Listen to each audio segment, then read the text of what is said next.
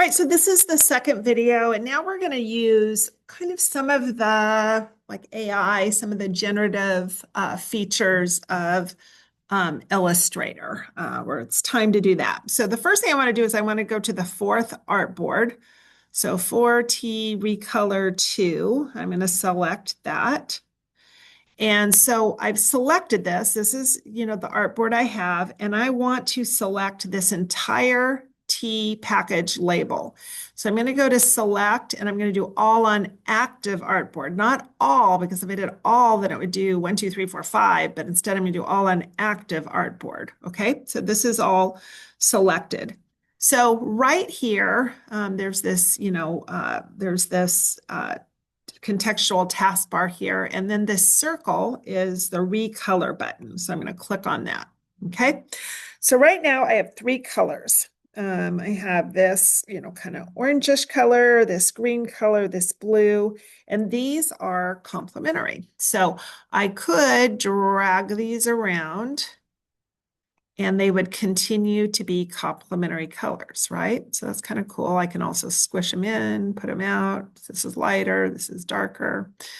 So I can do all that. I'm just going to reset it. Okay, so that's if I want to keep them in harmony like that. Okay, so I have reset that. It's kind of fun to play with that. And so now that I've reset it, let's say I only want to change one color. Right now, all of these are linked. So I'm going to unlink them. And so do you see this button here? I'm going to click on it. Okay, so I'm going to unlink them. And so now I can change just one color. So I'm going to change just this to kind of a light blue. That's what that's going to look like because I've unlinked them. So I'm leaving the artwork selected and I have this recolor artwork dialog open. Okay. Now what I'm going to do is I'm going to move this box over because I want to be able to see the fruit. Okay. I want to show how I can sample color from an image and apply that color to the same T label. Okay. So I'm going to click on the color theme picker button. So do you see here? Color theme picker. It turns this into an eyedropper. I'm going to come over here and I am going to click on the image of this fruit. Now you're going to notice that this is quite a bit paler. It doesn't look like that. And that's because the tint of these colors are more muted than the tint of this. So it did change it. It didn't bring it over in just kind of quite these bright colors. It's still very muted. Okay. Now I can also come down here to this vector artwork and click on that and sample that. Okay. See what I like about it. So let's say I'm like, I kind of like that. I like that color. And so I can also come down here. This is to adjust brightness. This is saturation. So I'm going to, I can make this a little bit darker. I can do it brighter. And then as I do that, do you see on the prominent colors, there's kind of a panel here. It means that most of mine, I'm using this kind of blue-gray the most, a little bit of this kind of rust color and a little bit of the white. So I can kind of change that. I can say I can adjust this a little bit. I can also adjust this, so I can do different things until I like the way it looks. And let's say I want to now save this color group. So I want to save the prominent colors. I'm going to now click on this folder option and I'm going to say save prominent colors. Okay. And now this is saved in my swatches. So right now I'm going to select, and I'm going to deselect. Okay. So this is what this last T thing looks like. Okay. So now we're going to experiment a little bit with generative recolor to kind of look at some of the AI-powered capabilities of Illustrator. And so here we are in this same, same T package, and I'm going to select it again. So I'm going to do select, and I'm going to do all on active artboard, okay? And I'm going to click on the recolor button, okay? And this is kind of this you know what? This isn't in the way. So I'm going to move over my swatch over here. And I'm going to click on generative recolor at the top of the dialog box, okay? So I could write a prompt in here, or I can just click on one of these sample prompts. I could say dark blue midnight, okay? So then I could click on this, and then I could click on generate, and it would give me some other samples to try until I liked it, okay? So that's one way to kind of do a quick kind of group color change. But let's say I don't like what's generated, or I have some more specifics, or the samples aren't good enough. I can double click on this, and let's say the client wants me to do something different. So I'm going to do vibrant pink, purple, neon, and I want it like almost carnival colors. So I'm going to put that in, and then I'm going to click generate. And so now it's going to generate some other things. That's kind of wild. I sort of like that. I could do that. I can do that. I can do that. So I can kind of pick it. I'm going to pick this one. You can pick whichever you want. If I don't like this, I can try another prompt. I could say, I don't know, let's say I could do, beach, blue, and sand brown. Okay, this gives me other ones that I could try. Okay, I'm going to go back. So just try some different ones that you like. I'm going to go back to the vibrant pink, purple, neon, carnival. Okay, and I'm going to go ahead with what I had before. I'm going to kind of pick that one. All right. So I'm going to do select, deselect, and now I'm going to go to my last panel. So I'm going to go to T Live Paint. Okay.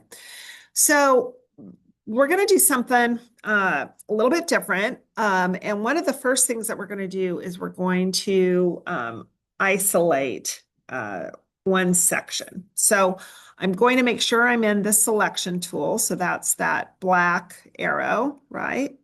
And I'm going to right now double click the coffee cup. Okay.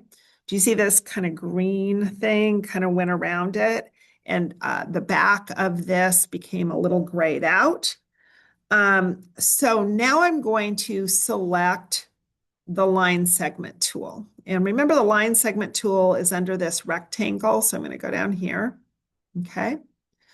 And I am going to draw a few lines because I want to segment this pink thing a little bit different. So one thing I'm going to do is I'm going to come over here, and I'm going to click and drag out. Okay. And I'm going to make sure that my fill and my stroke in properties is both selected for none. Okay. Now I'm not going to make another line down here. I'm going to come where the two leaves meet, and I'm going to come straight out, and I'm going to let go. Okay. So right now, these lines don't really make a difference, but they are later on. So I'm going to press the escape button to get out of isolation mode. Do you see that green line at the top disappeared? And I'm going to do the selection tool again. And I am going to click on the coffee cup to select. Okay. And this has kind of changed now. I've got some lines here, and I have this whole bounding box around this whole section. So with this group still selected, I'm going to go to Object, and then I'm going to go to Live Paint and then Make. Okay. All right. And so this whole coffee cup group is now a live paint object. Okay.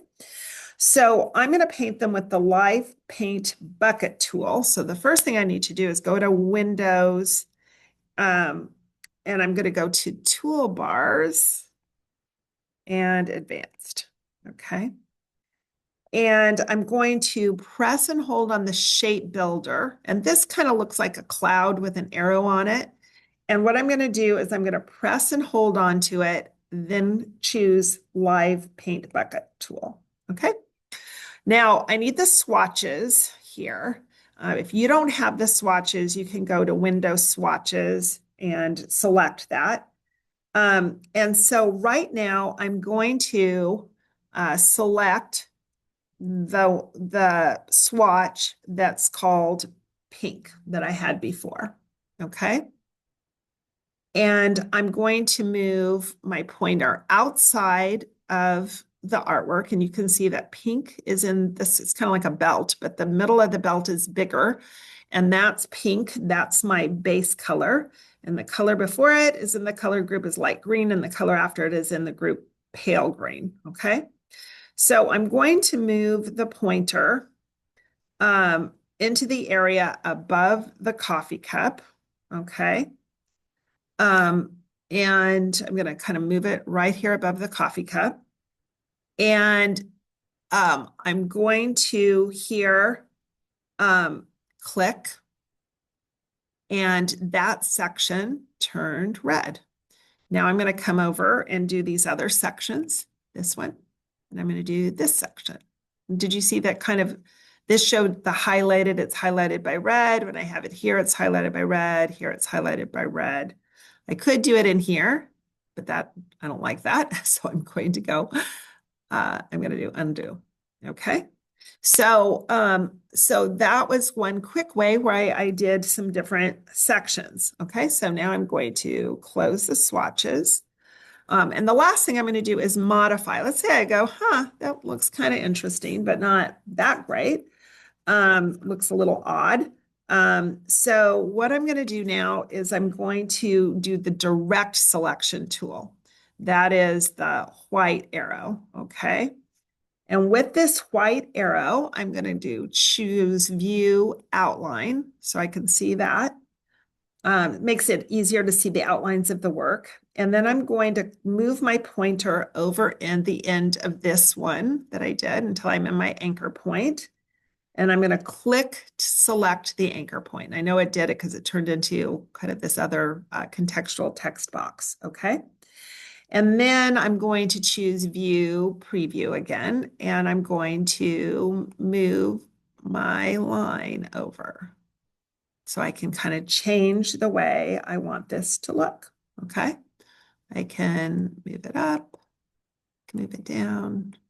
And so I can modify those paths. And so now I'm going to select, deselect. I'm going to do view, and I want to fit all in my window. And this is what I've done. Okay, I've kind of modified and changed colors on all of this. I'm going to save it. And this is the AI file that I'm going to submit for this project.